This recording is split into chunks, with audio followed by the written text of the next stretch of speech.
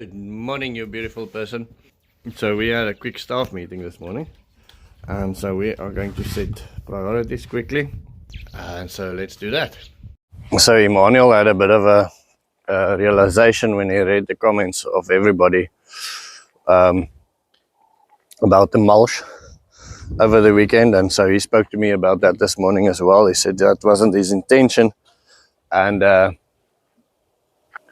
he wanted to, sorry, I'm struggling with the gate and holding the coffee and holding the phone. He wanted to plant, but he saw I was angry and I was in a hurry, so he didn't get the chance to explain that to me. So we'll go over mulch again. Obviously, we'll keep on going over mulch, etc.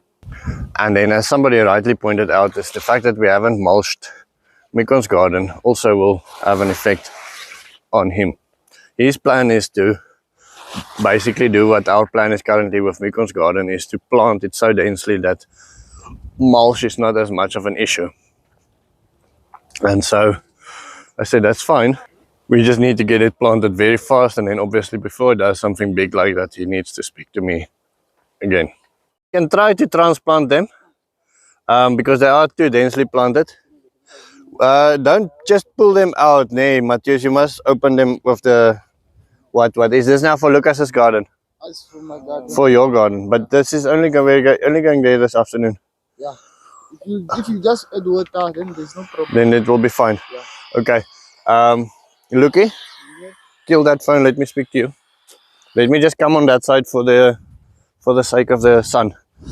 So what we can do, where the onions are very dense, we can take some out and go put in your garden. We'll go find a space now. Jy verstaan nie wat ek sê? Kom ek sê gewoon af. Laat ek gou stop en sê yeah, okay. So you'll translate for him. Okay. And then so that's the main thing. Build me one big garden like this in your garden today. This size. And then put onions. Okay. Matthias, what I want from you is today, let's add another bed here today and see if there's time to plant it with the onions.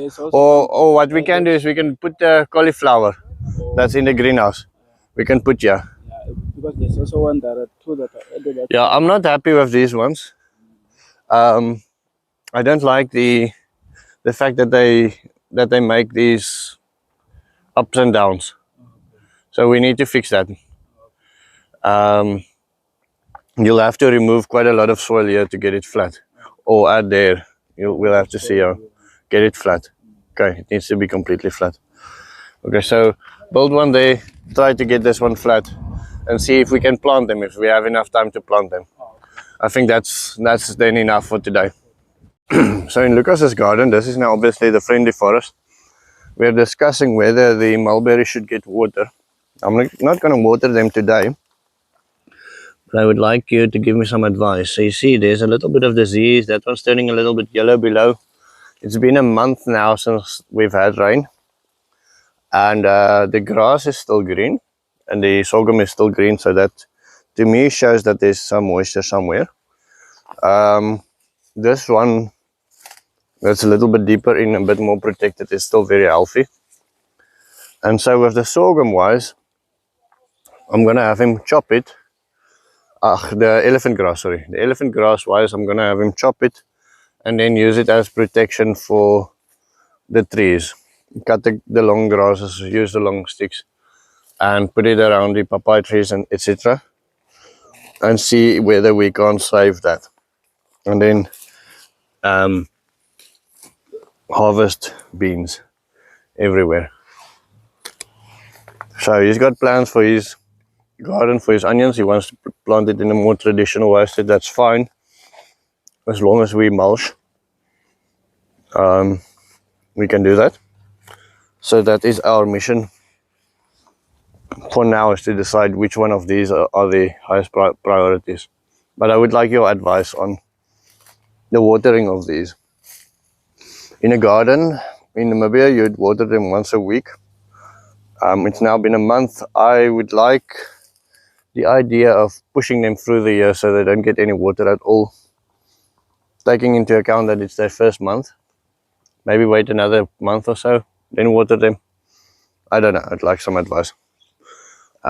First year, so maybe on the second year they can go without any watering, taking into account how much water has been pushed into the ground with this African smiles. And then obviously this armored crickets are becoming more and more daily. That one's got funny, I think that one's busy laying eggs or something. Funny gel-like substance coming out the back. So just on this plant alone, there's 1, 2, 3, 4, 5 armored crickets busy eating. And as you walk through the garden and you zoom in a little bit, 1, 2, 3, 4, 5, 6, 7, 8, 9. All of them are eating. So we are feeding armored crickets here. So I said to Lucas, we must seriously spend some time and have a bucket of water close by where we can place all of them in. Just walk past this. Every time you walk past one, you quickly put them in a bucket of water. So they are everywhere now. As the outside world becomes dark brown, they become more attracted to our garden and they become everywhere. This is ugly little buggers.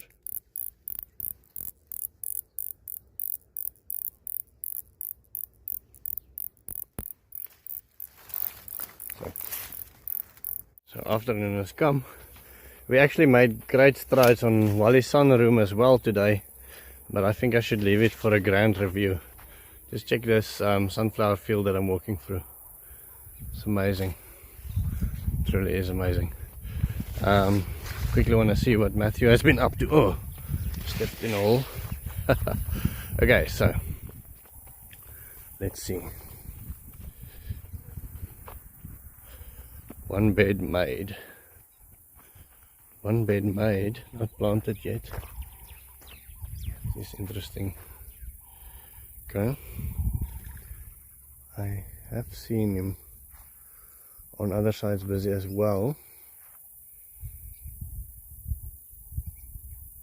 I wonder if this is cauliflower that he tried to put in today. Or not cauliflower. Cabbage. Okay. Probably have to talk to him about this tomorrow, but it's only like 5. Seek to understand tomorrow what has held him back. Okay, so for now this is his benchmark. This is apparently what he can accomplish in a day. Fill out this bed. It's made nice, I must admit, with soil coming from far away. Okay, there's something happening there. Let's have a look to see what's that. Okay, so looks like this has been some major soil's been shuffled today, moving soil from across the berm to the side. The peaches, this one lost its leaves, but it is gold. That one is happy. That peach still got its leaves. This one's lost most of his leaves for some reason. Okay, so this looks like this is what Matthew spent most of his day doing. Shoveling soil from that side to this side in order for it to get in there. While I walk towards what Lucas has done today, I want to say 2 things in Matthew's defense. Sorry, the sun is really bad. He just had a huge stomach issue. He wasn't here on Monday, yesterday. When was he not here?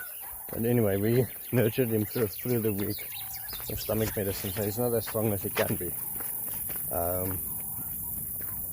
So that's the first thing. The second thing is shoveling soil is much more difficult than it looks.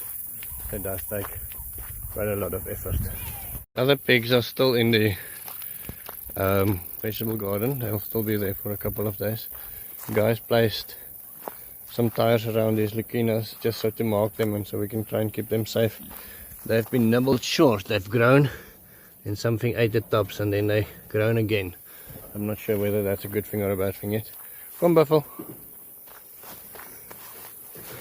Okay, so let me tell you about Beshy. Beshy contacted me and he said, listen, the money for Lucas is ready. And this is now for Lucas's house. Lucas is one of our workers that's in the process of losing his house, and we are in the process of trying to find him a piece of land so that we can build him a new house. Now Beshy did a GoFundMe and he gathered quite a bit of money, put quite a bit of money for himself in. And so he contacted me and he said, listen, the money for Lucas's house is ready. Let me know what tools you will need to build Lucas a house, and I can, in the meantime, send you some of that money. And I said to him, listen, I believe that I have all the tools needed for Lucas's house. I own it already. I cannot, there is tools that I love, that I would really like, but I will maybe use it for a day on Lucas's house. It's not worth the while buying it. I would like it for my own business, for renting it, to rent out. And that would mean a lot to me, but I cannot in a clear conscience take money that's meant for Lucas's house to buy a tool for my business. And I was actually in a little bit of a hurry. Things was happening around me on Wally's sunroom. And he said, okay, well, cool, let's talk about it. And how much is the machine, by the way? And let me think about it. And that's the end of the story. I'll talk to you later when you're not so busy. And so it wasn't maybe 3 hours later, and I received an email. Not only did he send me the money for the tool, but he also did it out of his own pocket. He didn't take any of the money that's dedicated for Lucas's house for that. And just said, here's a gift. Use it for your own business. I said I shouldn't go all teary-eyed on him, so I'm not going to do that. But if you are a praying person, pray for Beshy and pray for his well-being. Not only because he's been good to me, but because he's a good person and because he can use prayers. I believe so. And I am so humbled by having people like that support my work. Okay, so Lucas's assignment was to plant some garden. So this is spinach, seems like. They are dilapidated at the moment.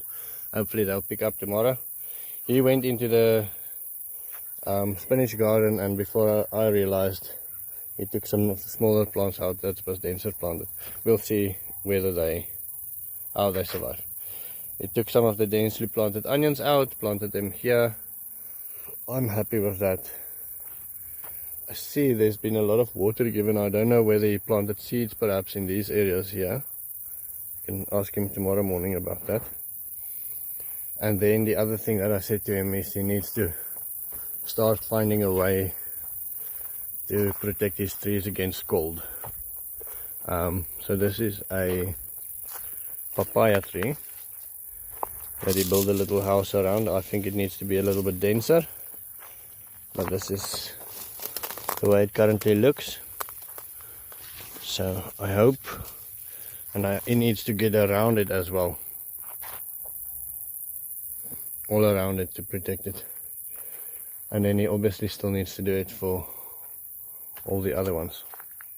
Now they were just in the garden today. Didn't do anything else. I see there's water everywhere. Everything's been watered. I know he's been gathering crickets during the day, so as well I see there's quite a bit of crickets in there. I can still hear them. I can still see some. So, but it's nice to have a bucket of water close by where you can just grab a cricket and plonk it in there. And that cricket soup will either push through the worms or will do something else. He's been drying sunflower seeds. He's been drying sunflower seeds in this worm bin here for a while. Harvested them to plant next year. That one's nice and full. And then also some other seeds that he's been drying. Okay. if you're going to excuse me, I'm gonna leave the sunroom for a day or two out of the video, so I want to do a bigger reveal. It obviously skipped the budget a little bit, but I think it's going to look incredible. Wally's sunroom, I'm very excited to see it finished. My wife is always cold. I think that thing is going to heat up the house. It's going to keep our plants safe. I think it's going to be grand. And that, my friends, that is going to be the end of my story. I hope you have a wonderful day, and I will see you tomorrow.